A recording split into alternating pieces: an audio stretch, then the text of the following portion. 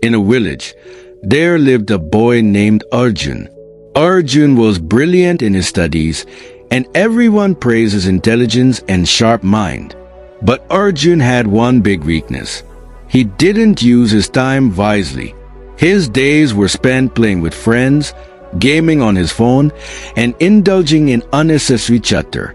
His parents tried many times to explain the value of time to him, but Arjun couldn't grasp how precious time was. He always thought, "I have plenty of time. I'll do everything later. For now, let me enjoy life." One day, the annual exam results were announced at his school. This time, Arjun scored below average, far worse than expected. His teachers, who used to praise him, were now disappointed. Even his friends started distancing themselves from him. When Arjun returned home, he saw his parents looking at his report card with visible disappointment in their eyes. Arjun felt angry at himself but didn't know how to change his habits. That night, Arjun went to his grandfather, who was one of the most respected and wise elders in the village. Sitting by his side, Arjun shared his troubles. He said, "Grandpa, I don't understand why I failed this time, even though I'm a good student." His grandfather listened carefully and then smiled, saying, "Son, the problem isn't that you are not a good student. The problem is that you've taken time for granted. Time is very precious. If used properly, it can lead you to success. But if wasted, it will pull you back." Confused, Arjun asked, "But, Grandpa, we always have time, don't we? I can always use it later, right?" Grandpa became serious and said, "No, son. Time is like the flowing water of a river. Once it flows away, it never comes back. Let me tell you a story that will help you understand the value of time." Grandpa began. A long time ago, there was a powerful king named Vikram. He had immense wealth, grand palaces, and countless servants. But Vikram had a habit of wasting his time on trivial matters. He would wake up late, spend time with his friends instead of attending court, and postpone every task, saying, "I'll do it tomorrow." One day, a sage visited the king's court.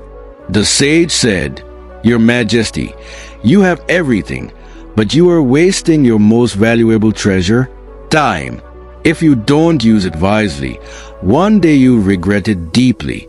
The king laughed and dismissed the sage's warning, saying, "I have plenty of time. I can do whatever I want whenever I want."